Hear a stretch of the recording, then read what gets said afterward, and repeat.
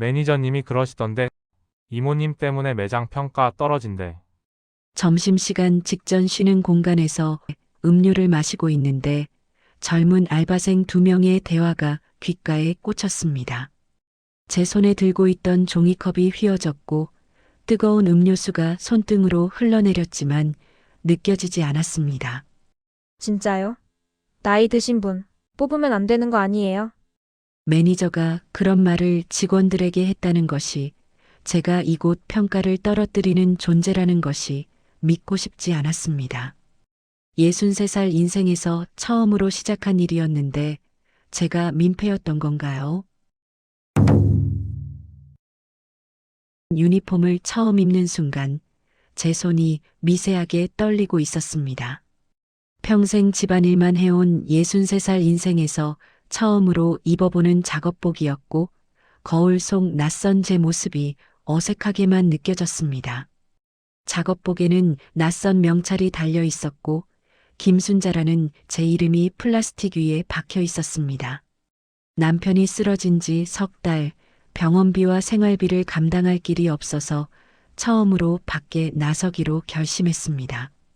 면접 보러 갔을 때 점주님이 나이는 좀 있으시지만 성실해 보이시네요 라고 말씀하셨을 때의 안도감이 아직도 생생합니다. 하지만 지금 매장 입구 앞에 서니 그 안도감은 온데간데 없고 오로지 두려움만 밀려왔습니다. 유리문 너머로 보이는 주방에서는 젊은 직원들이 빠르게 움직이고 있었고 기계음과 사람들 목소리가 뒤섞여 들렸습니다. 저는 심호흡을 한번 크게 하고 문을 밀고 들어갔습니다. 안녕하세요. 오늘부터 일하게 된 김순자입니다. 제 목소리가 떨리는 게 느껴졌지만 최대한 밝게 인사를 했습니다. 매니저실에서 한 여성이 나왔고 그분이 바로 박미영 매니저였습니다. 아, 순자님 오셨어요? 저는 박미영이에요. 반갑습니다. 미영 매니저는 환하게 웃으며 악수를 청했고 저는 그 손을 꼭 잡았습니다. 50대 중반쯤 되어 보이는 미영 매니저는 단정한 헤어스타일에 또렷한 목소리를 가진 분이었습니다. 처음이시니까 천천히 배우시면 돼요. 어렵지 않아요. 미영 매니저의 말에 저는 조금 안심이 되었고 잘 부탁드립니다라고 고개를 숙여 인사했습니다. 자, 그럼 오늘은 홀 청소랑 설거지부터 배워볼게요. 따라오세요. 미영 매니저를 따라 주방 쪽으로 들어가는 순간 제 귀가 먹먹해질 정도로 큰 소음이 쏟아져 들어왔습니다. 튀김기에서 지글지글 소리가 나고 타이머 알람이 계속 울리고 직원들이 큰 소리로 주문을 외치고 있었습니다. 여기가 싱크대예요. 설거지는 이렇게 하시면 되고요. 미영 매니저가 빠르게 설명하는 동안 저는 고개를 끄덕이며 최대한 집중하려고 애썼습니다. 하지만 솔직히 절반도 이해하지 못했고 그저 눈으로만 따라가고 있을 뿐이었습니다. 순자님, 이해되셨죠? 미영 매니저가 물었고 저는 네라고 대답했지만 속으로는 불안했습니다. 20대로 보이는 여자 알바생 한 명이 지나가면서 저를 슬쩍 쳐다봤고 저는 어색하게 미소를 지었습니다. 오늘은 제가 옆에서 계속 알려드릴게요. 걱정 마세요. 미영 매니저의 말에 저는 감사합니다라고 답했고 고무장갑을 끼고 첫 설거지를 시작했습니다. 물이 뜨거웠고 기름때가 잘 지워지지 않았고 손목이 빠르게 아파오기 시작했습니다. 하지만 저는 참았고 이 정도는 해낼 수 있다고 스스로를 다독였습니다. 점심시간이 되자 주문이 폭발적으로 늘어났고 주방은 전쟁터처럼 변했습니다. 저는 쉴 틈 없이 그릇을 씻고 또 씻었고 땀이 이마를 타고 흘러내렸습니다. 순자님, 조금만 더 빨리 해주세요. 그릇이 모자라요. 미영 매니저의 목소리가 날카롭게 들렸고 저는 죄송합니다라고 말하며 손을 더욱 빠르게 움직였습니다. 4시간의 첫 근무가 끝나고 탈의실로 돌아왔을 때 저는 의자에 털썩 주저앉았습니다. 온몸이 쑤시고 아팠지만 그보다 더 큰 건 정신적인 피로였습니다. 집에 돌아가는 버스 안에서 저는 창밖을 보며 생각했습니다. 과연 제가 이 일을 계속할 수 있을까? 너무 늦게 시작한 건 아닐까?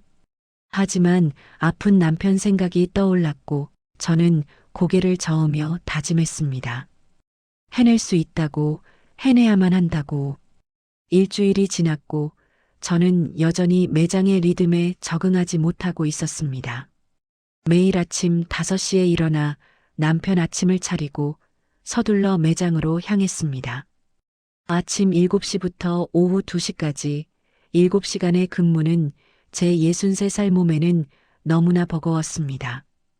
출근 첫날부터 맡은 설거지는 생각보다 훨씬 많았고 기름 냄새가 작업복에 배었습니다. 순자님, 홀 청소도 같이 부탁드릴게요. 매니저가 지나가면서 자연스럽게 말했고 저는 네, 알겠습니다라고 대답했습니다. 설거지를 하다가 홀로 나가 테이블을 닦고 다시 주방으로 돌아와 그릇을 씻는 일이 반복됐습니다. 점심시간이 되면 주문이 밀려 들어왔고 저는 쉴 틈도 없이 싱크대 앞에 서 있어야 했습니다. 이모님, 쓰레기통 좀 비워주실래요? 20대 여자 알바생이 지나가며 던지듯 말했고 저는 고개를 끄덕이며 홀로 나갔습니다. 무거운 쓰레기 봉투를 들고 뒷문으로 나가는 길에 허리가 삐끗하는 느낌이 들었지만 내색하지 않았습니다. 괜찮으세요? 같은 시간대에 일하는 정희 씨가 걱정스러운 얼굴로 물었고 저는 괜찮아요라고 웃으며 답했습니다. 정희 씨는 저보다 2살 어린 61살이었고 이 매장에서 일한 지 6개월 정도 됐다고 했습니다. 처음엔 다들 힘들어요. 저도 그랬어요. 정희 씨의 말에 저는 조금 위로가 됐고 감사합니다라고 말했습니다. 하지만 정혜 씨와 대화할 시간도 길지 않았고 금방 다시 각자의 일로 돌아가야 했습니다. 사흘째 되던 날 매니저가 새로운 업무를 추가했습니다. 순자님은 교대 시간 전 정리도 맡아주시면 좋겠어요. 교대 시간 전 정리는 다음 근무조를 위해 하던 일 마무리하고 청소, 정리하는 일이었습니다. 네, 그렇게 하겠습니다. 저는 주저없이 대답했지만 이곳은 칼퇴근이 원칙이라 다 못하고 가면 어떤 지적을 받을까 걱정이 되었습니다. 하지만 일자리를 잃을까봐 두려웠고 그래서 최선을 다해야 한다고 생각했습니다. 일주일이 지나자 온몸이 비명을 지르기 시작했습니다. 아침에 일어날 때마다 허리가 펴지지 않았고 손목은 쑤시고 저렸습니다. 밤에는 다리가 저려서 잠을 설쳤고 남편 몰래 파스를 붙이고 잠자리에 들었습니다. 여보, 괜찮소? 남편이 걱정스럽게 물었지만 저는 괜찮아요. 금방 적응될 거예요 라고 웃으며 답했습니다. 남편에게 힘들다는 말을 할 수 없었고 오히려 제가 돈을 벌고 있다는 사실에 안심시키고 싶었습니다. 순자님, 오늘은 냉장고 정리도 좀 부탁드려요. 매니저의 요청은 점점 늘어났고 저는 그때마다 네라고 대답했습니다.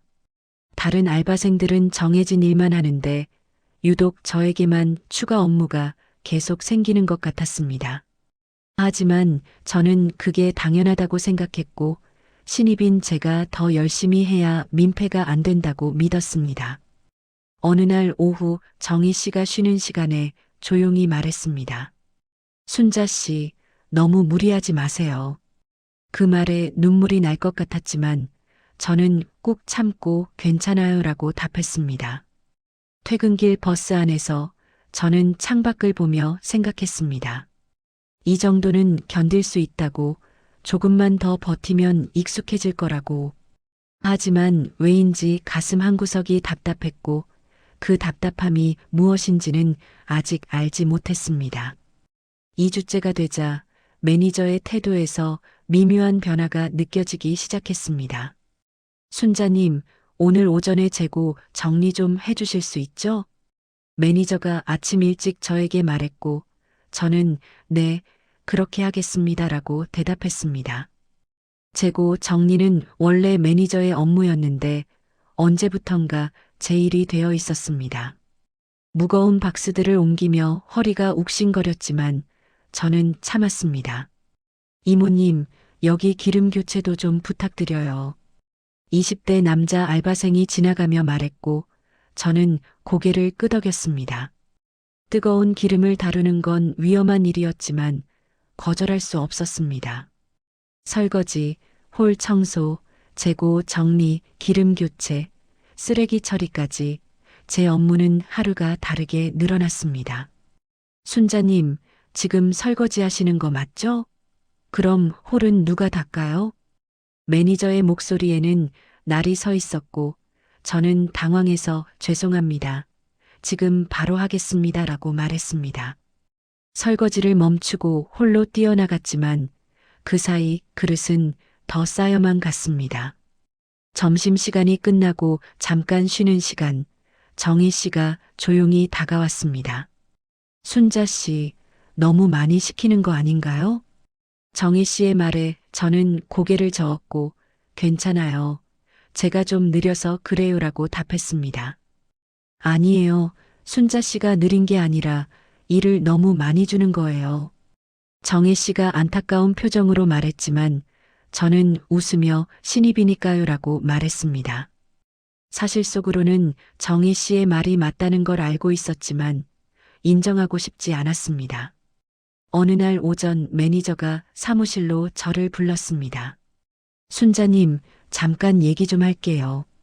매니저의 표정이 평소보다 차갑게 느껴졌고 저는 긴장한 채 들어갔습니다. 요즘 일 처리가 좀 느린 것 같아요. 다른 분들 불편해 하시거든요. 매니저의 말에 가슴이 철렁 내려앉았고 저는 죄송합니다. 더 열심히 하겠습니다라고 고개를 숙였습니다. 열심히 하는 건 좋은데 속도도 중요하잖아요.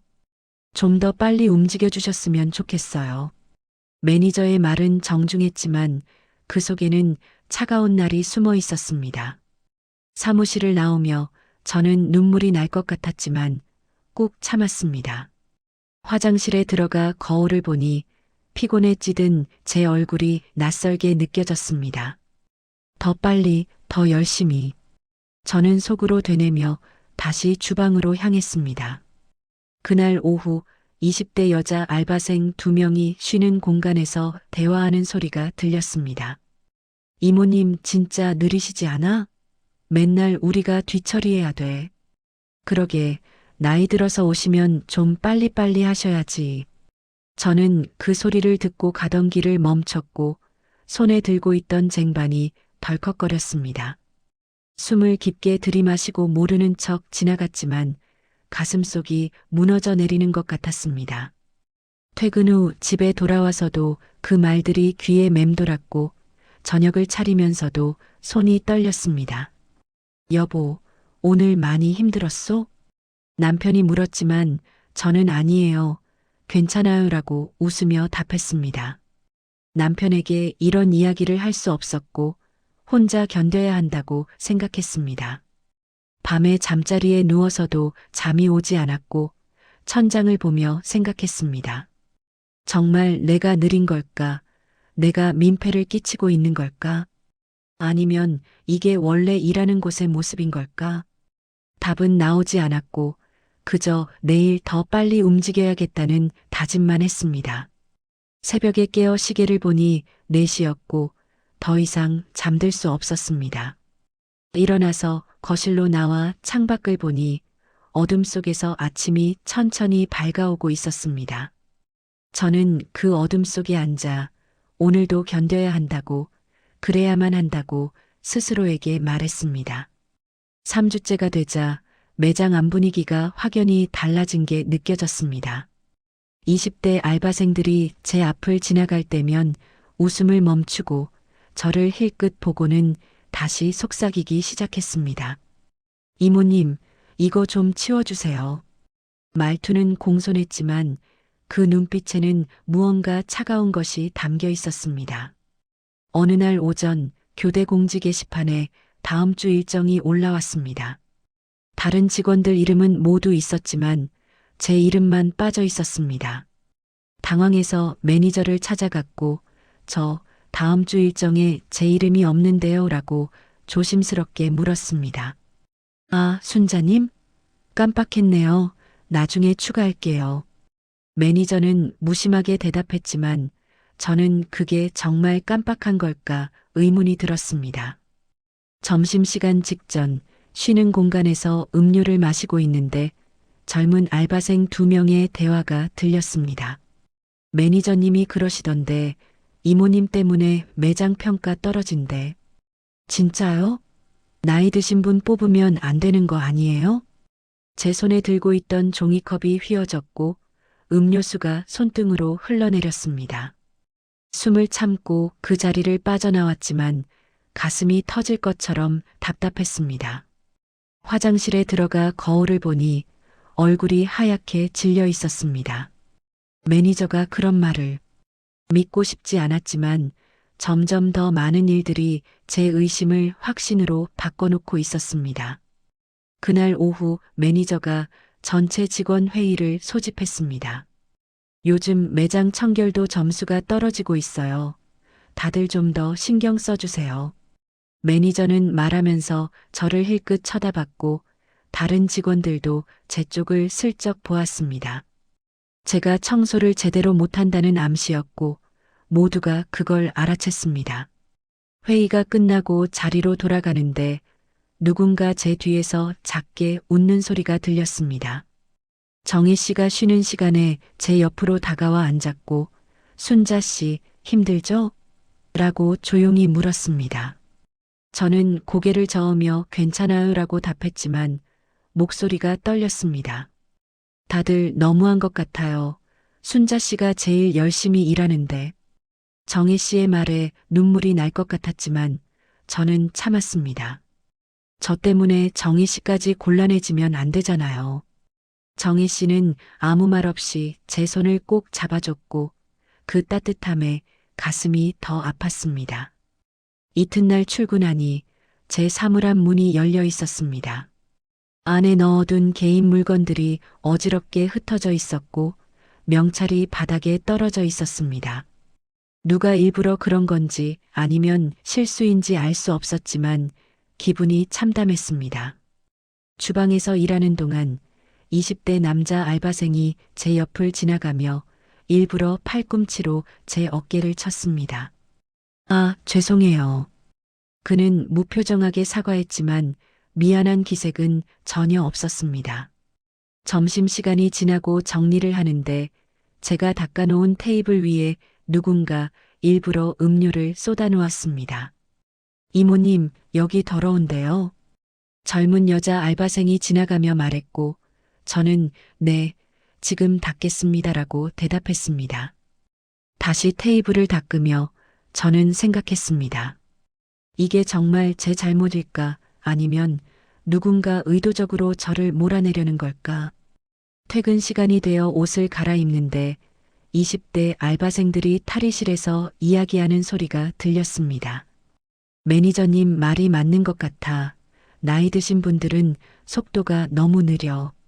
그러니까 차라리 젊은 사람 뽑는 게 나을 것 같은데. 저는 가방을 들고 조용히 탈의실을 나왔고 그들은 제가 듣고 있었다는 걸 알았을까요? 버스 정류장에서 버스를 기다리며 저는 하늘을 올려다봤습니다. 회색빛 하늘이 제 마음처럼 무겁게 내려앉아 있었고 언제부터인가 눈물이 흘러내리고 있었습니다. 집에 들어서자 남편이 반갑게 맞아줬지만 저는 웃을 수가 없었습니다. 여보, 오늘 무슨 일 있었소? 남편의 물음에 저는 고개를 저었고 피곤해서 그래요라고 대답했습니다. 이 이야기를 누구에게 할 수 있을까요? 말해봤자 달라지는 건 없을 텐데. 밤이 깊어가도 잠은 오지 않았고 내일 또 그곳에 가야 한다는 생각에 숨이 막혔습니다. 한 달째 접어들자 저는 매장에서 완전히 투명 인간이 된 것 같았습니다. 아침에 안녕하세요라고 인사를 해도 대부분의 직원들은 고개만 까딱하거나 아예 못 들은 척 했습니다. 정혜 씨만이 유일하게 안녕하세요. 순자 씨라고 따뜻하게 인사해 줬습니다. 쉬는 시간이 되면 다른 직원들은 모두 함께 모여 웃고 떠들었지만 저는 늘 구석 의자에 혼자 앉았습니다. 이모님도 같이 드실래요? 누군가 한 번쯤 물어볼 줄 알았지만 그런 일은 일어나지 않았습니다. 스마트폰을 들여다보는 척하면서 사실은 그들의 웃음소리를 듣고 있었습니다. 어느 날 오전 매니저가 단체 메시지를 보냈는데 저만 빠져 있었습니다. 오늘 오후 회의 있어요. 준비해 주세요. 다른 직원들은 모두 메시지를 받았지만 저는 정혜 씨에게 전해 듣고서야 알게 됐습니다. 순자 씨, 오늘 오후 회의 있는 거 아세요? 정혜 씨의 말에 저는 네. 알고 있었어요 라고 거짓말을 했습니다. 사실은 몰랐다는 걸 인정하기가 너무 부끄러웠습니다. 점심시간에 주문이 밀렸을 때 저는 홀을 뛰어다니며 테이블을 정리했습니다. 땀이 이마를 타고 흘렀지만 누구 하나 수고하세요라는 말을 건네지 않았습니다. 오히려 20대 여자 알바생이 지나가며 이모님, 좀 더 빨리 해주세요라고 쏘아붙였습니다. 화장실에 가려고 주방을 나서는데 뒤에서 누군가의 목소리가 들렸습니다. 진짜 답답하다. 저 속도로 언제 끝내려고. 그 말이 저를 향한 건지 확실하지 않았지만 가슴이 철렁 내려앉았습니다.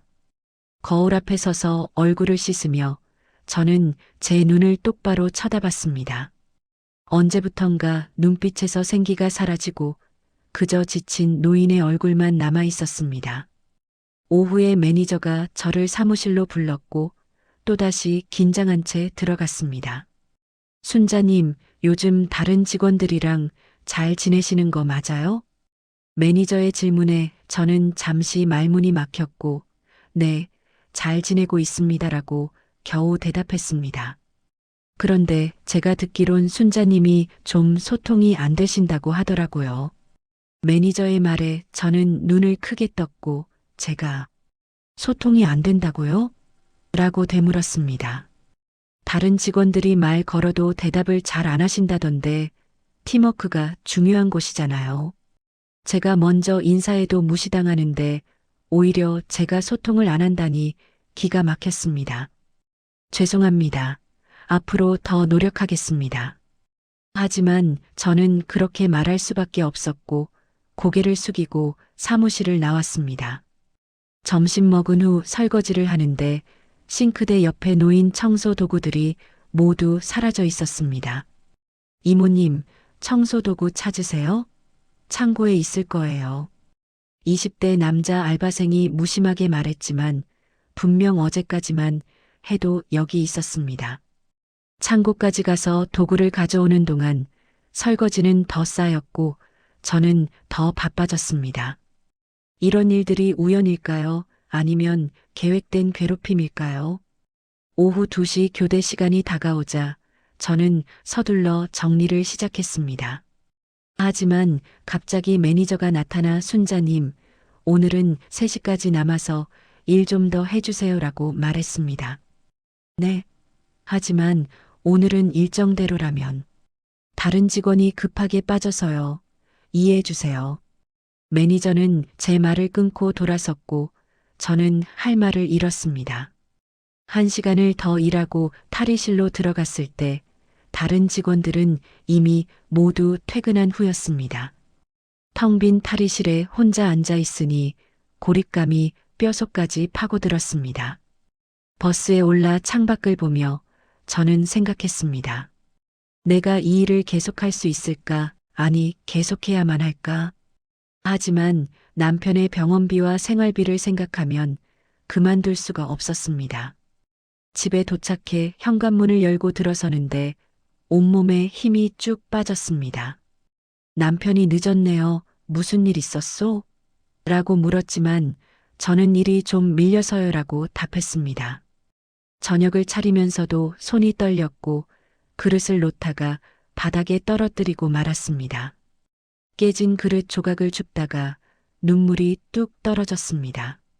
남편이 놀라 다가왔지만 저는 괜찮아요. 피곤해서 그래요라고 말하며 미소 지었습니다. 하지만 그 미소 뒤에 숨은 상처를 과연 누가 알아줄까요? 5주째가 되자 저는 모든 게 제 잘못이라고 믿기 시작했습니다. 아침에 눈을 뜨면 가장 먼저 드는 생각은 오늘은 실수하지 말아야지였습니다. 거울 앞에 서서 제 얼굴을 보며 김순자, 더 잘할 수 있어라고 되뇌었습니다. 매장에 도착하면 누구보다 먼저 주방으로 들어가 일을 시작했고 쉬는 시간도 반납했습니다. 내가 느려서 민폐를 끼치니까 쉬지 않고 일하면 괜찮겠지. 저는 그렇게 스스로를 다그쳤고 점점 더 많은 일을 떠안았습니다. 어느 날 아침 설거지를 하다가 그릇 하나를 떨어뜨렸습니다.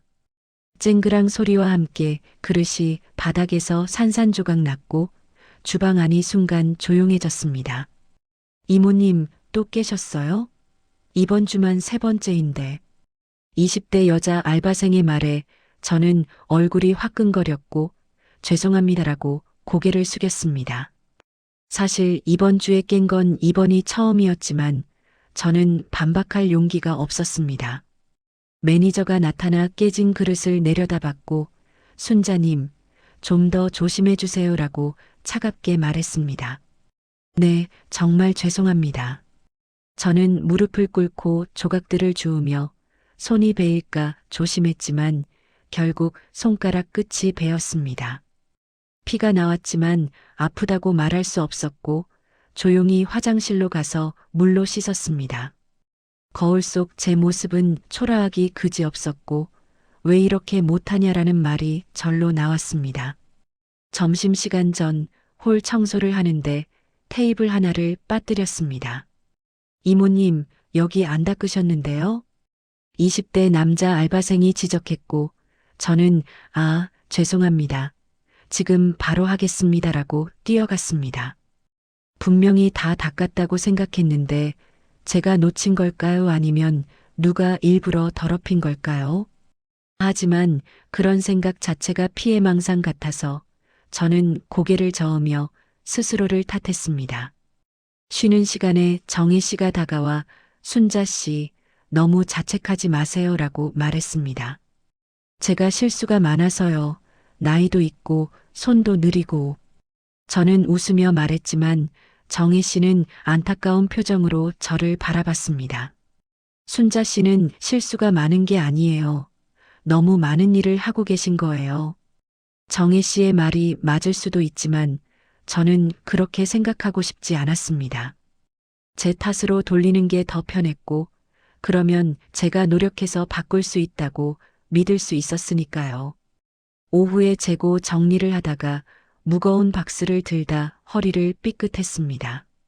순간 숨이 멎는 듯한 통증이 왔지만 저는 소리 내지 않았습니다. 괜찮으세요? 지나가던 직원이 물었지만 저는 네, 괜찮아요라고 웃으며 답했습니다. 집에 가서 파스를 붙이면 되겠지. 이 정도로 일을 못한다고 하면 안 되겠지. 퇴근 전 교대 정리를 하는데 몸이 말을 듣지 않았습니다. 허리는 쑤시고 손목은 저리고 다리는 후들거렸습니다. 하지만 저는 이를 악물고 끝까지 정리를 마쳤고 마지막 쓰레기 봉투를 들고 뒷문으로 나갔습니다. 어둑해진 뒷골목에서 쓰레기를 버리고 돌아오는데 갑자기 눈물이 쏟아졌습니다. 왜 나는 이것밖에 못할까? 왜 이렇게 모자랄까? 저는 벽에 기대어 한참을 울었고 누군가 올까봐 소리 없이 울었습니다. 집에 돌아와 남편이 오늘 많이 힘들었소? 라고 물었을 때 저는 웃으며 아니에요라고 답했습니다.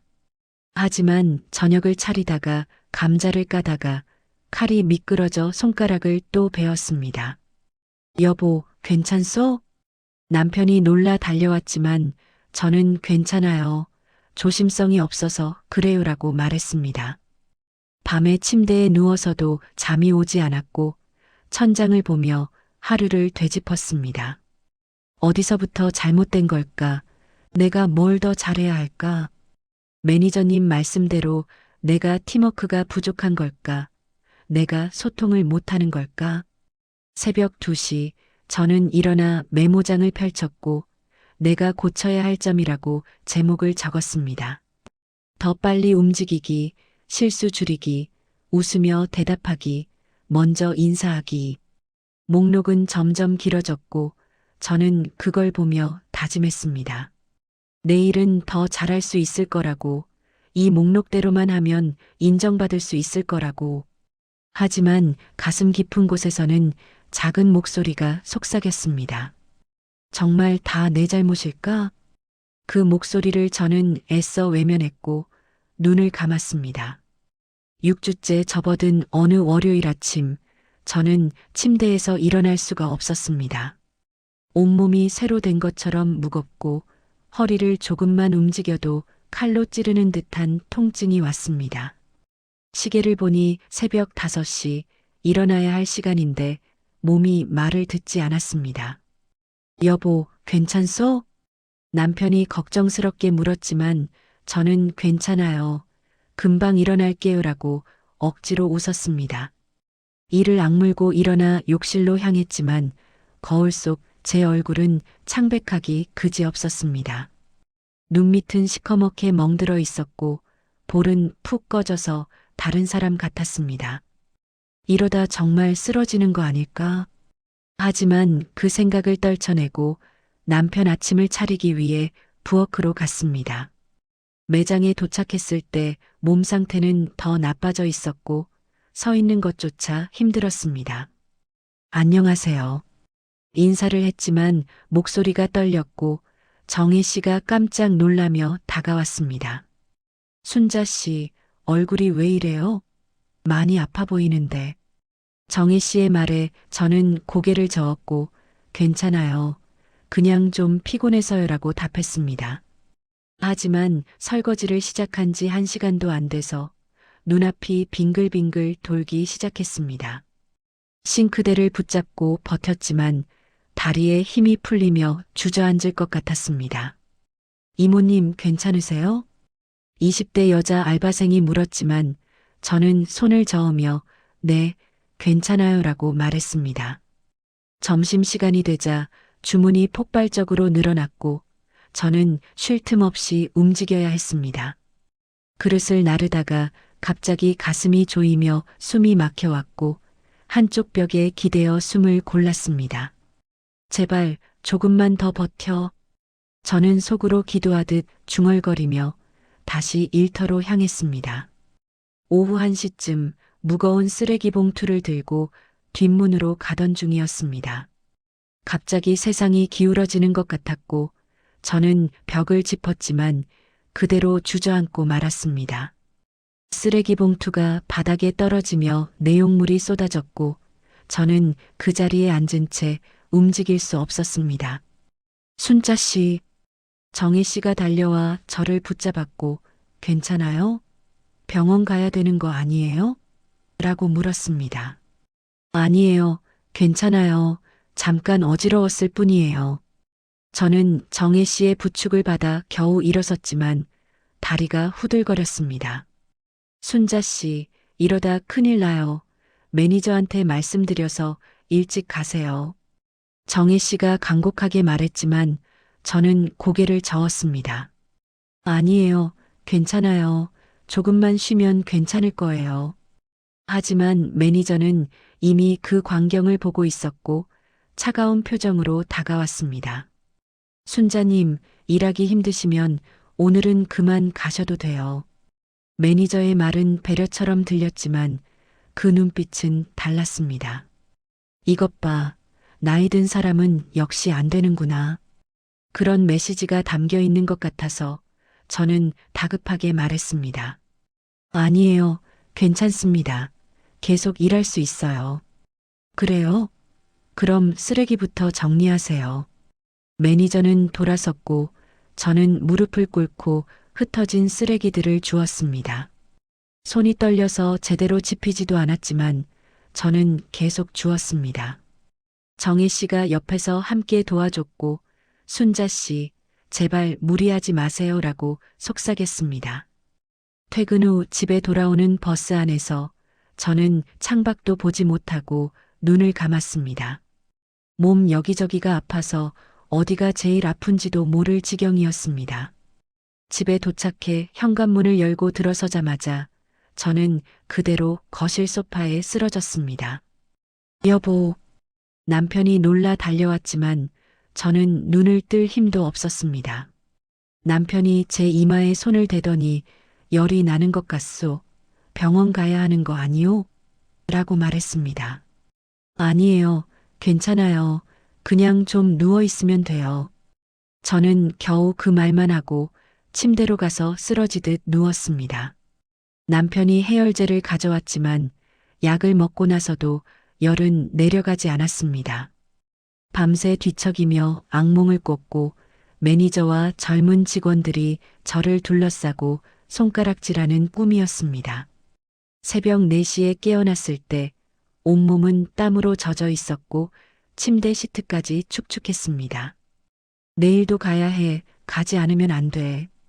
하지만 몸은 정직했고 더 이상 버틸 수 없다고 비명을 지르고 있었습니다. 저는 어둠 속에서 천장을 보며 생각했습니다. 과연 언제까지 이렇게 버틸 수 있을까? 아니, 버텨야만 할까? 화요일 아침 매니저가 전 직원을 모아놓고 긴급 공지를 했습니다. 다음 주 금요일에 본사에서 매장 감사가 나옵니다. 그 말에 매장 분위기가 순식간에 긴장으로 바뀌었고 젊은 직원들도 표정이 굳었습니다. 감사 항목은 위생관리, 서비스 품질, 직원 근무 태도, 그리고 팀워크입니다. 매니저가 하나하나 짚어가며 설명할 때 저는 가슴이 두근거렸습니다. 특히 이번 감사는 직원 인터뷰도 포함되어 있으니까 다들 준비 잘해주세요. 직원 인터뷰라는 말에 저는 긴장했지만 동시에 묘한 기대감도 들었습니다. 혹시 이 기회에 진실을 말할 수 있을까? 하지만 곧 그 생각을 지웠고 아니야, 괜히 문제만 커질 거야라고 스스로를 달랬습니다. 회의가 끝나고 각자 자리로 돌아가는데 매니저가 저를 불렀습니다. 순자님, 잠깐만요. 매니저의 사무실로 따라 들어갔고 문이 닫히자 분위기가 무거워졌습니다. 순자님, 감사 때 인터뷰 있잖아요. 매니저가 책상에 앉으며 저를 쳐다봤고 저는 네, 알고 있습니다라고 대답했습니다. 그때 뭐, 이상한 얘기 안 하실 거죠? 매니저의 눈빛이 날카로워졌고 저는 순간 숨이 막혔습니다. 이상한 얘기요? 있잖아요. 매장 분위기나 직원 관계 같은 거. 괜히 오해 살 만한 얘기 말이에요. 매니저의 말에는 분명한 경고가 담겨 있었고 저는 고개를 끄덕일 수밖에 없었습니다. 물론 아니죠. 그냥 잘 지내고 있다고 말씀드릴 거예요. 잘 지내고 계시죠? 저희가 순자님한테 잘해드리는 거 맞죠? 매니저가 물었고 저는 네, 그럼요라고 답했습니다. 다행이네요. 그럼 감사날까지 더 열심히 해주세요. 매니저는 미소를 지었지만 그 미소는 따뜻하지 않았습니다. 사무실을 나오며 저는 다리가 후들거렸고 화장실로 가서 찬물로 얼굴을 씻었습니다. 왜 나는 제대로 말 한마디 못할까? 거울 속 제 모습이 한없이 초라해 보였습니다. 점심시간 정희 씨가 쉬는 공간에서 조용히 말을 걸었습니다. 순자 씨, 감사 때 솔직하게 말씀하실 거예요? 정희 씨의 질문에 저는 잠시 망설였고 글쎄요, 어떻게 해야 할지 모르겠어요 라고 답했습니다. 순자 씨가 당한 일들을 말씀하셔야 해요. 이건 명백한 괴롭힘이에요. 정희 씨의 말에 저는 고개를 저었고 하지만 증거가 없잖아요 라고 말했습니다. 제가 증인이에요. 제가 본 것들을 다 이야기할 수 있어요. 정혜 씨의 눈에는 진심이 담겨 있었지만 저는 불안했습니다. 정혜 씨까지 곤란해지면 어떻게 해요? 저 때문에. 순자 씨, 이건 순자 씨만의 문제가 아니에요. 정혜 씨가 제 손을 잡았고 제발 용기를 내세요라고 말했습니다. 그날 오후 매장 분위기는 이상하게 변했습니다. 젊은 직원들이 갑자기 친절해졌고 저에게 먼저 인사를 건넸습니다. 이모님, 오늘 컨디션은 좀 어때요? 이모님, 이거 제가 할게요. 쉬세요. 처음 듣는 말들이었지만 저는 그게 진심이 아니라는 걸 알았습니다. 감사 때문에 잘 보이려는 거구나. 그 생각에 쓴웃음이 나왔지만 저는 감사합니다라고 답했습니다. 퇴근 후 버스에서 저는 창밖을 보며 깊은 고민에 빠졌습니다. 감사 때 진실을 말해야 할까? 아니면 그냥 참고 넘어가야 할까? 진실을 말하면 무슨 일이 벌어질까? 일자리를 잃게 되는 건 아닐까? 하지만 이대로 계속 버티는 것도 한계가 있었습니다. 집에 도착해 남편과 저녁을 먹으며 남편이 요즘 표정이 안 좋은데 무슨 일 있어? 라고 물었습니다. 저는 처음으로 남편에게 조금 털어놓기로 했습니다. 여보, 사실은. 하지만 말문이 막혔고 결국 아니에요. 괜찮아요 라고 말했습니다. 밤에 잠자리에 누워서도 뒤척였고 감사날이 다가올수록 불안과 기대가 교차했습니다. 이번이 마지막 기회일지도 몰라. 하지만 용기를 낼 수 있을지 저는 확신할 수 없었습니다. 새벽에 깨어나 창밖을 보니 비가 내리고 있었습니다. 빗소리를 들으며 저는 생각했습니다.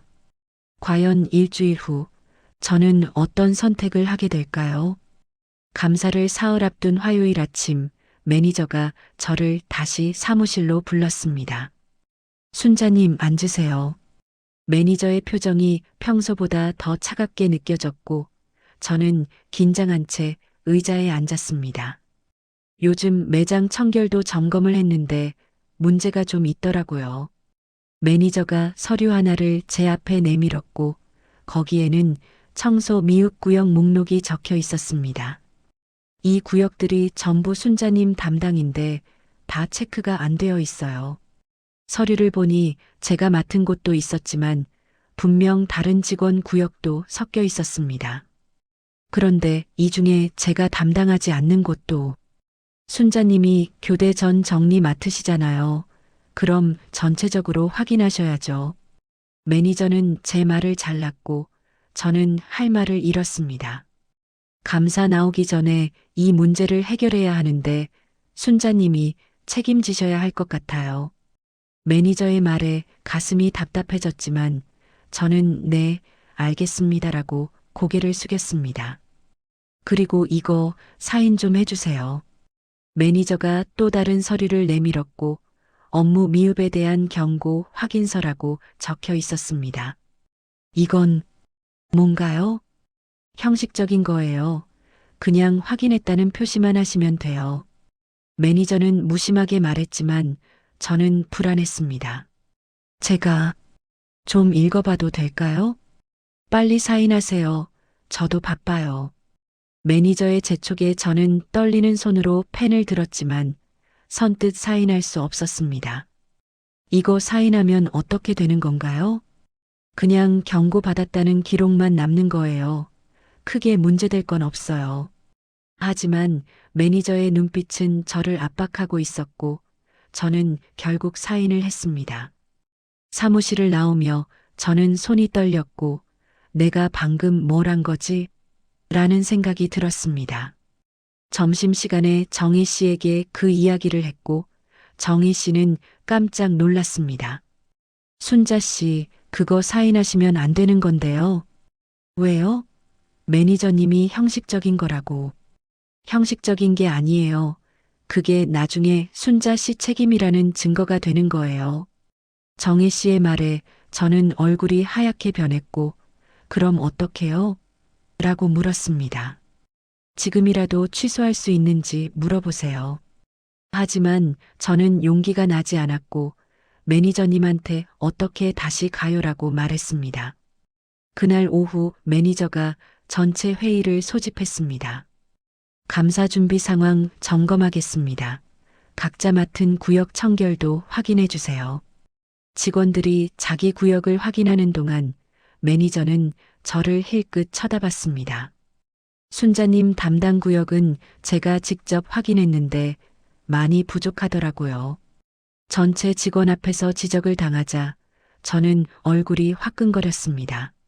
죄송합니다. 다시 하겠습니다. 다시 하는 게 아니라 제대로 하셔야죠. 감사 망치면 다 같이 곤란해지잖아요. 매니저의 말에 다른 직원들도 저를 쳐다봤고 그 시선이 마치 비난처럼 느껴졌습니다. 회의가 끝나고 혼자 청소를 다시 시작했는데 20대 여자 알바생이 지나가며 말했습니다. 이모님 때문에 다 같이 피곤하네요. 그 말에 저는 손을 멈췄지만 아무 대답도 할 수 없었습니다. 저녁 퇴근 전 탈의실에서 옷을 갈아입는데 사물함 안에 쪽지 하나가 있었습니다. 감사 때 이상한 말하면 후회할 거예요. 쪽지를 보는 순간 온몸에 소름이 돋았고 손이 떨려서 쪽지를 떨어뜨렸습니다. 누가 이런 걸 넣은 걸까? 매니저일까 아니면 다른 직원일까? 쪽지를 주워 구겨버렸지만 그 글씨는 머릿속에서 지워지지 않았습니다. 버스에서 집으로 가는 내내 저는 공포와 분노가 뒤섞인 감정에 휩싸였습니다. 나를 이렇게까지 몰아붙이다니. 하지만 동시에 두려웠습니다. 정말로 진실을 말했다가 더 큰 일이 생기는 건 아닐까? 집에 도착해 남편이 오늘은 왜 이렇게 늦었소? 라고 물었을 때 저는 대답할 수 없었습니다. 그저 소파에 앉아 멍하니 벽을 바라볼 뿐이었습니다. 남편이 옆에 앉으며 여보, 무슨 일 있는 거 맞소?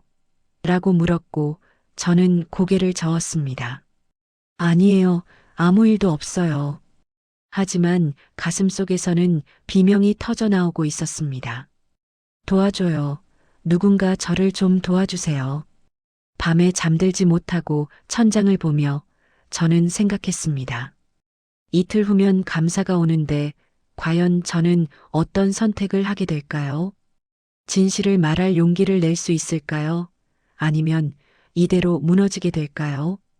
감사 당일 금요일 아침, 저는 평소보다 1시간 일찍 매장에 도착했습니다. 본사 감사팀 2명이 오전 9시에 도착했고, 1명은 50대 남자, 1명은 30대 여자였습니다. 안녕하세요. 본사 인사팀 김 차장입니다. 50대 남자가 정중하게 인사했고, 매니저는 긴장한 얼굴로 맞이했습니다. 매장 전체를 점검하고 오후에 직원 개별 인터뷰를 진행하겠습니다. 감사팀은 주방과 홀을 꼼꼼히 살펴봤고 서류들을 확인하며 메모했습니다. 저는 평소처럼 설거지를 하면서도 감사팀의 움직임이 신경 쓰였습니다. 과연 뭘 물어볼까? 나는 뭐라고 대답해야 할까? 점심시간이 지나고 오후 2시 감사팀이 직원 인터뷰를 시작했습니다. 제 차례는 4번째였고 저는 긴장한 채 인터뷰실로 들어갔습니다. 김순자님 맞으시죠? 앉으세요. 김 차장이 편안하게 웃으며 말했고 저는 조심스럽게 의자에 앉았습니다. 긴장 안 하셔도 돼요. 그냥 평소처럼 편하게 이야기해 주시면 됩니다. 30대 여자 직원이 노트북을 켜며 말했고 저는 네라고 작게 대답했습니다. 우선 근무 기간이 6주 정도 되시네요. 어떻게 지내고 계세요? 김 차장의 질문에 저는 잠시 망설였고 네, 잘 지내고 있습니다라고 답했습니다. 업무량은 적절한가요? 그 질문에 저는 또 망설였지만 네, 괜찮습니다라고 말했습니다. 김 차장은 제 표정을 유심히 살피더니 다른 질문을 했습니다. 동료 직원들과의 관계는 어떠신가요? 저는 손을 꼭 쥐었고 네, 다들 좋으신 분들입니다라고 대답했습니다. 순자님, 제가 보기엔 뭔가 말씀하고 싶으신 게 있어 보이는데요. 김 차장의 말에 저는 고개를 들었고 그의 눈빛은 따뜻했습니다.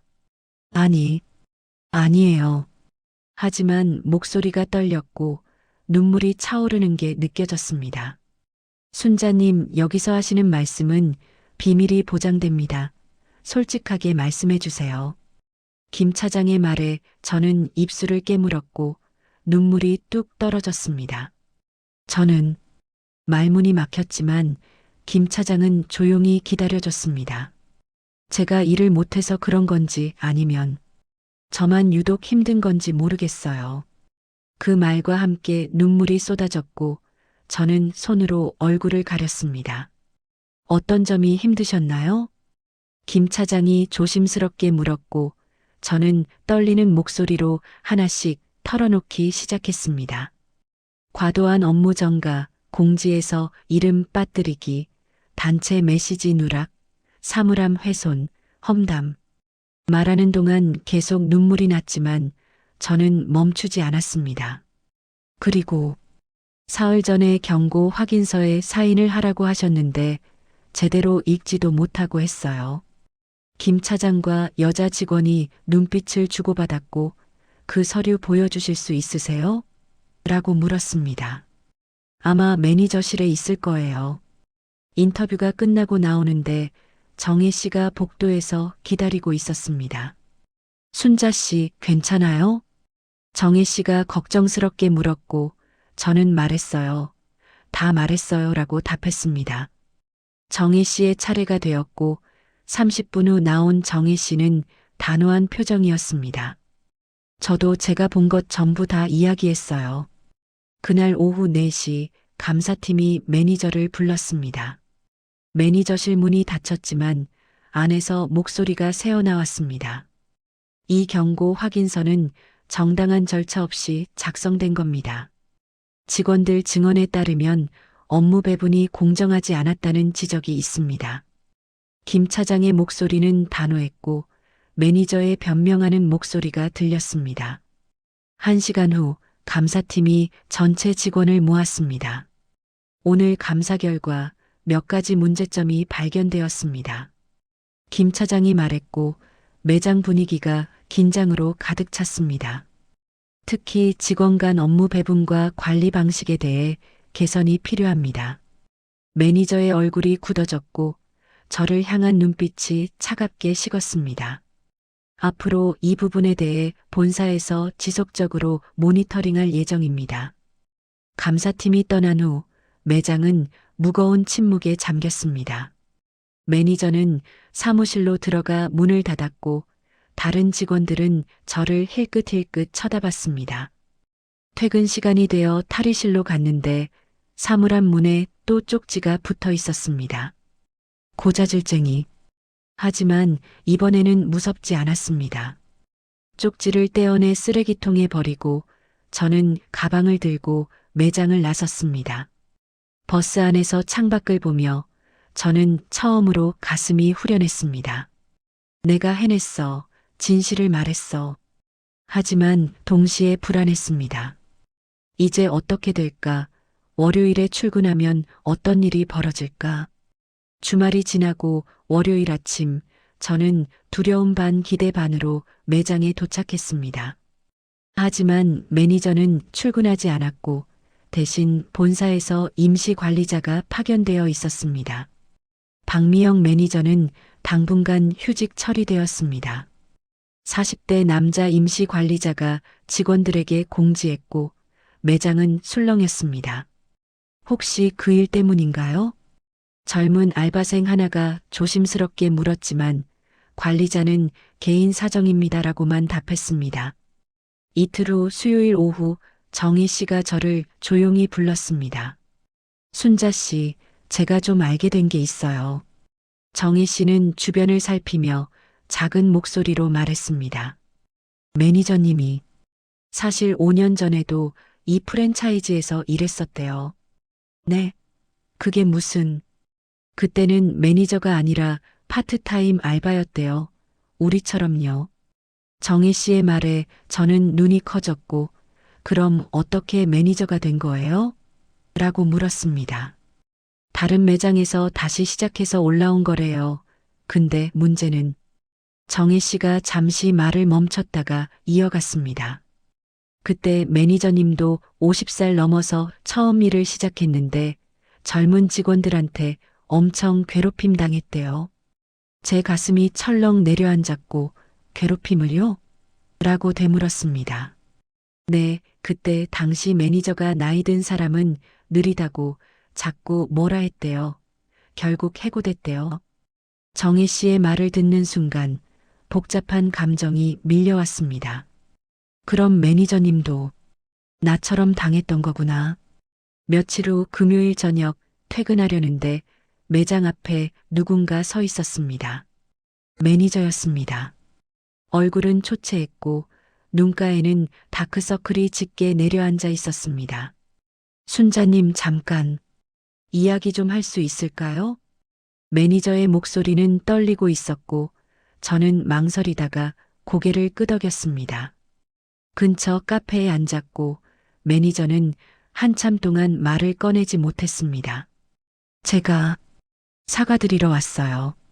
매니저가 고개를 숙이며 말했고 저는 가만히 듣고 있었습니다. 순자님한테 한 행동들 변명의 여지가 없어요. 정말 죄송합니다. 진심이 담긴 목소리였지만 저는 쉽게 대답할 수 없었습니다. 사실 저도 5년 전에 똑같은 일을 당했어요. 매니저가 떨리는 손으로 커피잔을 들며 말을 이었습니다.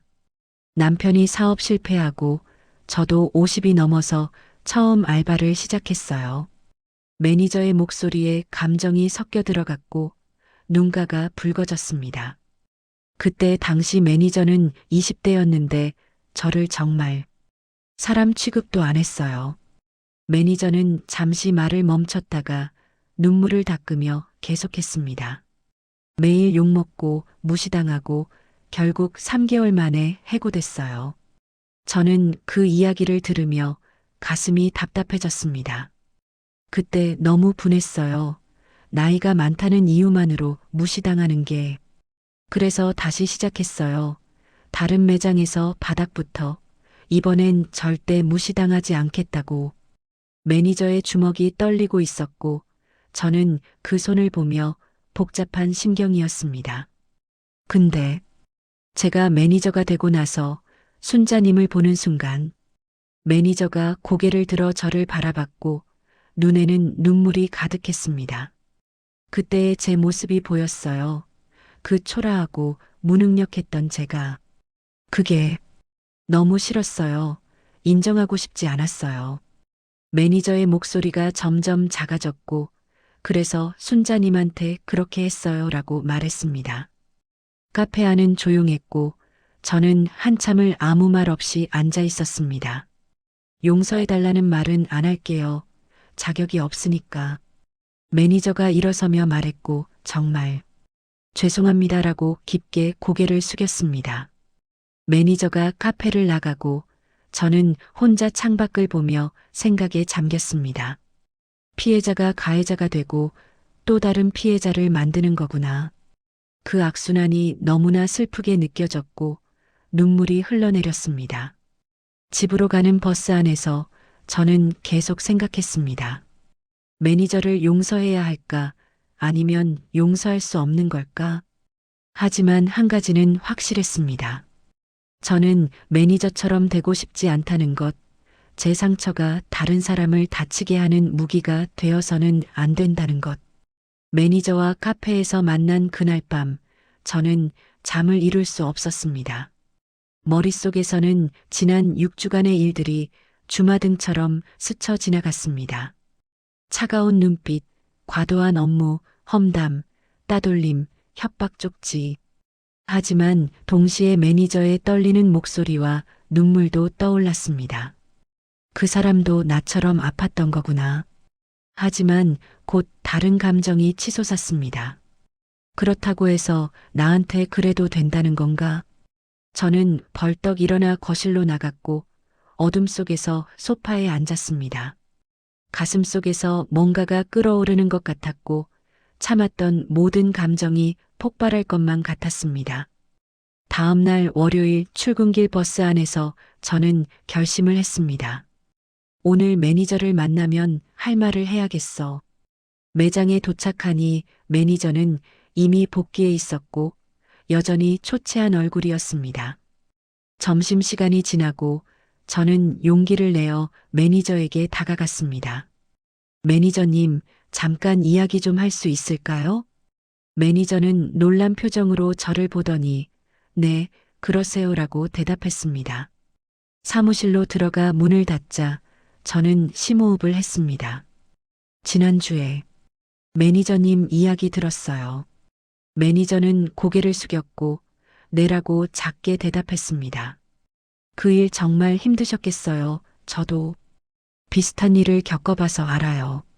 매니저가 고개를 들어 저를 바라봤고 눈빛이 흔들렸습니다. 하지만 저는 목소리를 가다듬고 말을 이었습니다. 그렇다고 해서 매니저님이 저한테 했던 일들이 정당화되는 건 아니에요. 매니저의 얼굴이 굳어졌고 저는 계속 말했습니다. 매니저님도 아팠으니까 제 고통을 이해하실 수 있잖아요. 그런데 왜 저한테 똑같은 고통을 주셨어요? 제 목소리가 떨렸지만 저는 멈추지 않았습니다. 6주 동안 저는 매일 아침 눈 뜨는 게 두려웠어요. 출근하는 게 지옥 같았고 제가 무가치한 사람이라고 믿게 됐어요. 눈물이 흘러내렸지만 저는 닦지 않았습니다. 밤마다 내가 뭘 잘못했나 생각하면서 잠들지 못했어요. 제 자존감은 바닥까지 떨어졌고 거울 보는 것조차 싫었어요. 매니저도 눈물을 흘리고 있었지만 저는 말을 멈추지 않았습니다. 매니저님이 당했던 그 아픔을 왜 저한테도 주신 거예요? 똑같이 당해본 사람이라면 다른 사람은 그렇게 만들지 말아야 하는 거 아니에요? 제 목소리는 점점 커졌고 6주간 참았던 모든 것이 쏟아져 나왔습니다. 용서해달라고 하셨지만 솔직히 지금은 용서하고 싶지 않아요. 너무 아파요. 아직도 악몽을 꿔요. 매니저는 책상에 엎드려 흐느끼기 시작했고 저도 울었습니다. 한참을 그렇게 둘 다 울고 나서 저는 휴지로 눈물을 닦았습니다. 하지만 저는 떨리는 목소리로 말을 이었습니다. 매니저님이 용기 내서 사과하러 온 거, 그건 인정해요. 그리고 매니저님도 피해자였다는 것도 이해해요.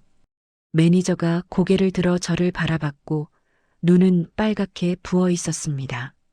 하지만 이해한다고 해서 바로 용서되는 건 아니에요. 용서는 시간이 필요해요. 저는 일어서며 마지막으로 말했습니다. 그리고 한 가지만 약속해 주세요. 네. 다시는 누군가를 이렇게 대하지 마세요. 매니저님의 아픔이 또 다른 사람의 아픔이 되는 악순환, 여기서 끊어주세요. 매니저는 고개를 끄덕이며 약속할게요. 꼭 약속할게요라고 말했습니다. 사무실을 나오며 저는 가슴이 뻥 뚫린 것 같았습니다. 해냈어. 내 마음을 제대로 전했어. 정혜 씨가 다가와 괜찮아요? 라고 물었고 저는 웃으며 네, 이제 괜찮아요라고 답했습니다. 퇴근 후 집으로 가는 버스에서 저는 창밖을 보며 생각했습니다. 용서는 아직 못하겠지만 이해는 할 수 있다는 것. 그리고 가장 중요한 건 제가 당당하게 제 감정을 표현했다는 것. 더 이상 침묵하지 않았다는 것. 제 목소리를 냈다는 것. 집에 도착해 남편에게 처음으로 모든 걸 털어놓았습니다. 여보, 사실은 남편은 조용히 들어주었고 제 손을 꼭 잡아줬습니다. 고생 많았소. 이제 괜찮을 거요. 남편의 품에 안겨 울면서 저는 느꼈습니다. 이제야 진짜로 치유가 시작되는 것 같다고. 매니저와 대화를 나눈 이후 매장 분위기는 조금씩 변하기 시작했습니다. 매니저는 더 이상 저에게 과도한 업무를 주지 않았고 공정하게 일을 분배했습니다. 젊은 알바생들도 저를 대하는 태도가 달라졌고 예전처럼 무시하거나 험담하지 않았습니다. 하지만 어느 날 오후 새로 들어온 20대 남자 알바생이 문제를 일으켰습니다. 이모님, 이거 좀 치워주세요. 그는 제가 담당하지 않는 구역의 쓰레기를 가리키며 명령조로 말했습니다. 예전에 저였다면 네라고 대답하며 바로 치웠을 것입니다. 하지만 저는 잠시 멈춰서서 그를 똑바로 쳐다봤습니다. 그건 제 담당 구역이 아닌데요. 새 알바생은 당황한 표정으로 그래도 이모님이 하시는 거 아니에요? 라고 말했습니다. 아니에요. 각자 맡은 구역이 정해져 있어요. 확인해 보세요. 제 목소리는 단호했고 새 알바생은 어색하게 네라고 대답했습니다. 그 모습을 보던 정희 씨가 웃으며 엄지를 치켜 세웠고 저도 미소 지었습니다. 며칠 후 매니저가 전체 회의를 열었습니다. 앞으로 업무 분배를 더 명확히 하겠습니다. 각자 담당표를 확인해 주세요. 매니저는 새로운 업무 분담표를 나눠줬고 모든 직원의 업무가 공평하게 배분되어 있었습니다. 그리고 앞으로 누구든 부당한 대우를 받으면 즉시 전화 본사에 말씀해 주세요. 매니저의 말에 저는 고개를 끄덕였고 이제야 제대로 된 직장 같다는 생각이 들었습니다.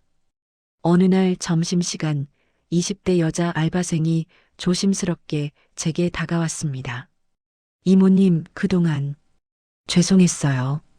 그녀는 고개를 숙이며 진심으로 사과했고 저는 괜찮아요라고 답했습니다. 처음엔 그냥 다들 그러니까 저도 따라한 건데 생각해보니 정말 잘못한 것 같아요. 알아줘서 고마워요. 앞으로는 서로 존중하며 일해요. 그녀는 환하게 웃으며 네, 꼭 그럴게요라고 대답했습니다. 2주 후 본사에서 다시 감사팀이 나왔습니다. 이번에는 후속 점검이었고 김 차장이 직접 왔습니다. 순자님, 요즘은 어떠세요? 김 차장의 질문에 저는 밝게 웃으며 많이 좋아졌어요 라고 답했습니다. 다행이네요. 혹시 또 문제 있으면 언제든 연락 주세요. 김 차장은 명함을 건네며 이건 순자님뿐만 아니라 모든 직원분들께 드리는 겁니다라고 말했습니다. 직장 내 괴롭힘은 절대 참아서는 안 됩니다. 침묵은 해결책이 아니에요. 김 차장의 말이 가슴 깊이 와닿았고 저는 명함을 소중히 지갑에 넣었습니다. 어느 날 저녁 집에서 남편과 저녁을 먹으며 이야기를 나눴습니다. 여보, 요즘 표정이 많이 밝아졌소. 남편의 말에 저는 웃으며 네, 이제 일하는 게 괜찮아요라고 답했습니다. 처음엔 정말 힘들었는데 이제는 제가 당당하게 말할 수 있게 됐어요. 참지 않아도 되고 제 권리를 지킬 수 있다는 걸 배웠어요. 남편은 제 손을 잡으며 자랑스럽소라고 말했고 저는 눈물이 날 것 같았습니다. 다음 날 출근길 버스에서 우연히 비슷한 나이대의 여성을 만났습니다. 처음 일 시작하시나 봐요? 그녀가 떨리는 목소리로 네, 오늘이 첫 출근이에요라고 답했습니다. 많이 떨리시죠? 저도 그랬어요. 저는 그녀에게 미소 지으며 말을 이었습니다. 혹시 일하면서 부당한 대우 받으시면 절대 참지 마세요. 나이가 많다고 해서 무시당할 이유는 없어요. 그녀는 고개를 끄덕이며 감사합니다라고 말했고 저는 용기를 북돋아줬습니다. 당당하게 일하세요. 우리도 존중받을 자격이 있어요. 매장에 도착해 유니폼을 입으며 저는 거울 속 제 모습을 봤습니다. 6주 전 초췌하고 지친 얼굴과는 달리 이제는 생기가 돌았습니다. 이제는 다르다. 나는 더 이상 침묵하지 않는다. 설거지를 하면서도 홀을 닦으면서도 저는 당당했습니다. 제 일을 하고 제 권리를 지키며 누구에게도 함부로 대하지 않았습니다. 쉬는 시간에 정희 씨가 순자 씨, 정말 많이 달라졌어요 라고 말했습니다. 처음 왔을 때랑 지금이랑 완전 다른 사람 같아요. 저는 웃으며 정희 씨 덕분이에요. 곁에서 지켜줘서 고마워요라고 답했습니다. 아니에요. 순자 씨가 용기 낸 거예요. 퇴근하며 매장을 나서는데 석양이 아름답게 물들어 있었습니다. 나는 해냈어. 참지 않고 말했어. 그리고 이겼어. 이제 저는 알았습니다. 침묵은 미덕이 아니라는 것, 부당함 앞에서 목소리를 내는 게 진짜 용기라는 것. 석 달째가 되던 어느 금요일 아침, 남편에게서 반가운 소식이 왔습니다. 여보, 병원에서 연락 왔는데 검사 결과가 많이 좋아졌다고 하오. 남편의 목소리는 밝았고 저도 기쁨에 눈물이 났습니다. 정말요? 그럼 이제 약만 잘 먹으면 일상생활 하는데 문제 없대요. 그날 저는 출근하면서 많은 생각을 했습니다. 처음 이곳에 온 이유는 남편의 병원비와 생활비 때문이었습니다. 하지만 지금은 남편의 건강도 좋아졌고 제 마음도 많이 회복되었습니다. 이제는 선택할 수 있어. 내가 원하는 걸 할 수 있어. 점심시간에 정혜 씨와 함께 쉬는 시간을 보내며 저는 조심스럽게 말을 꺼냈습니다. 정혜 씨, 저 다음 달에 그만둘까 해요. 정혜 씨는 놀란 표정으로 왜요? 무슨 문제 있어요? 라고 물었습니다. 아니에요. 남편 건강이 좋아져서요.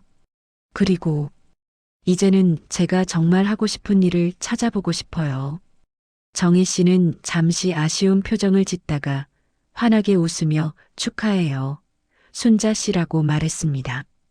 여기서 순자 씨가 보여준 용기, 저도 배웠어요.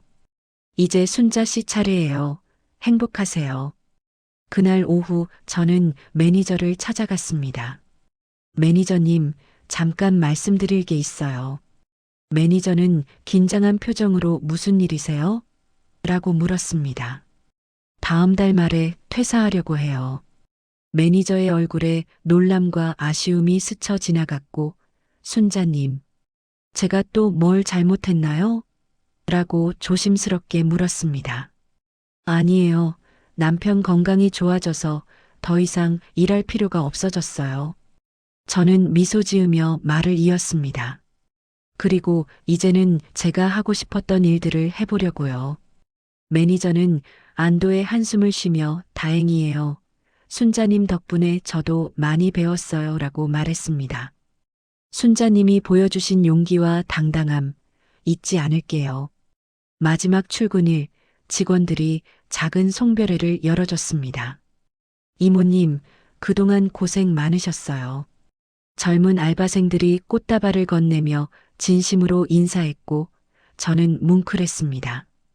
여러분도 건강하게 일하고 서로 존중하며 지내요. 정희 씨는 제 손을 꼭 잡으며 보고 싶을 거예요 라고 말했고 저도요라고 답했습니다. 매니저는 조용히 다가와 순자님 정말 감사했어요 라고 말했습니다. 저도 감사했어요. 매니저님도 힘내세요. 저는 마지막으로 탈의실에서 유니폼을 벗고 제 옷으로 갈아입었습니다. 거울을 보니 3개월 전과는 완전히 다른 사람이 서 있었습니다. 눈빛은 당당했고 표정은 평온했고 미소는 진심이었습니다. 나는 해냈어. 나를 지켜냈어. 매장 문을 나서며 뒤를 돌아봤을 때 그곳에는 더 이상 지옥 같은 곳이 아니었습니다. 그저 제가 성장한 곳, 용기를 배운 곳, 당당함을 찾은 곳이었습니다. 버스 정류장으로 걸어가는 길, 봄바람이 상쾌하게 불어왔습니다. 이제 새로운 시작이야. 버스에 올라 창밖을 보며 저는 생각했습니다. 앞으로 무엇을 할지는 아직 모르지만 한 가지는 확실했습니다. 다시는 침묵하지 않을 것, 부당한 일 앞에서 목소리를 낼 것, 그리고 누군가 저처럼 힘들어한다면 용기를 주고 싶다는 것. 집에 도착해 남편이 어땠소? 라고 물었을 때 저는 환하게 웃으며 답했습니다. 좋았어요. 정말 좋았어요. 이제 우리 뭐 할까요? 남편은 제 손을 잡으며 당신이 하고 싶은 거 하면 되지라고 말했습니다. 그날 밤 저는 메모장을 펼쳤습니다. 6주 전 내가 고쳐야 할 점이라고 적었던 그 메모장. 이번에는 다른 제목을 적었습니다. 내가 이루고 싶은 것들. 목록을 적으면서 저는 웃었습니다. 63살, 너무 늦은 나이가 아니었습니다. 오히려 이제부터가 진짜 제 인생의 시작인 것 같았습니다. 창밖을 보니 별이 반짝이고 있었고 저는 그 별을 보며 다짐했습니다. 김순자, 당당하게 살자, 행복하게 살자. 그리고 그 다짐은 더 이상 희망이 아니라 이미 시작된 현실이었습니다. 퇴사한 지 한 달이 지났습니다. 이제 저는 매일 아침 5시에 일어나지 않아도 되고 매장으로 향하는 버스를 타지 않아도 됩니다. 하지만 그 6주간의 경험은 제 인생에서 가장 중요한 배움이 되었습니다. 어느 날 오후 동네 복지관에서 우연히 포스터를 봤습니다. 중장년 여성 일자리 상담 및 권익 보호 프로그램. 포스터를 보는 순간 제 가슴이 뛰었습니다. 이거다, 이게 내가 하고 싶은 일이야. 다음 날 복지관을 찾아갔고 담당자를 만났습니다.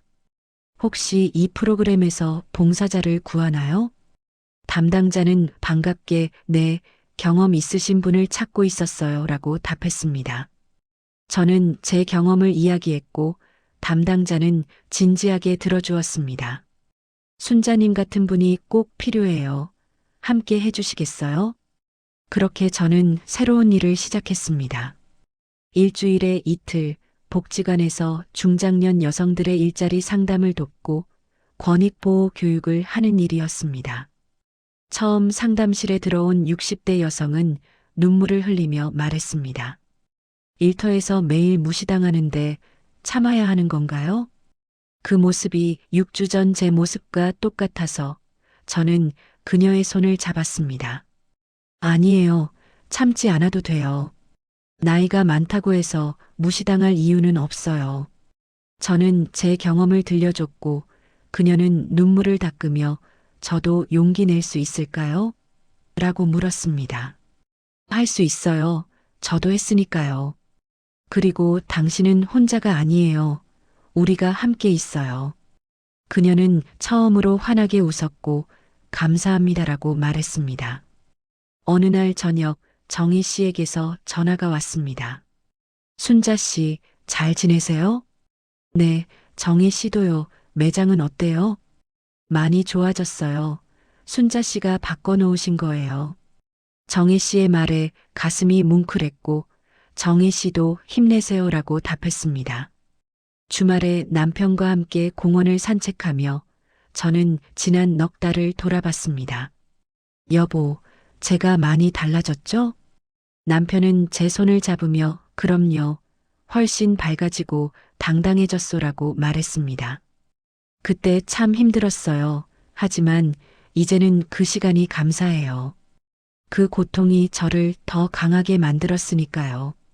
남편은 고개를 끄덕이며 자랑스럽소라고 말했습니다.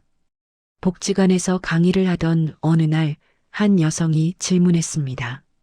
나이 들어서 일 시작하면 무시당하는 건 당연한 거 아닌가요? 저는 단호하게 고개를 저었습니다.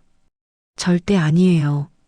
나이는 숫자일 뿐이고 모든 사람은 존중받을 권리가 있어요. 젊다고 해서 함부로 대해도 된다는 건 없어요. 청중들이 고개를 끄덕였고 저는 계속 말했습니다. 침묵은 미덕이 아니에요. 부당한 대우 앞에서 목소리를 내는 것, 그게 진짜 용기예요. 그리고 당신들은 그럴 자격이 있어요. 강의가 끝나고 한 여성이 다가와 용기를 얻었어요 라고 말했습니다. 그 말 한마디가 제게는 큰 보람이었습니다. 어느 날 밤 침대에 누워 천장을 보며 저는 생각했습니다. 그때 매장을 그만뒀더라면 어땠을까? 감사 때 진실을 말하지 않았더라면 어땠을까? 아마 지금의 제가 없었을 것입니다. 고통은 저를 무너뜨리지 않았습니다. 오히려 저를 일으켜 세웠고 더 강하게 만들었습니다. 그리고 이제 저는 다른 사람들에게도 그 힘을 나눠줄 수 있게 되었습니다. 다음 날 아침 거울 앞에 선 저는 63살의 김순자를 봤습니다. 주름은 있지만 눈빛은 빛났고 머리는 희끗하지만 미소는 환했습니다. 나는 존엄한 사람이야. 그 한마디가 이제는 진심으로 믿어졌습니다. 복지관으로 향하는 버스 안에서 저는 창밖을 보며 미소 지었습니다. 오늘도 누군가를 만날 것이고 누군가에게 용기를 줄 것입니다. 그리고 그들에게 말해줄 것입니다. 당신은 존중받을 자격이 있어요. 나이와 상관없이, 위치와 상관없이 모든 사람은 존엄해요. 침묵하지 마세요. 당당하게 말하세요. 그것이 당신의 권리예요.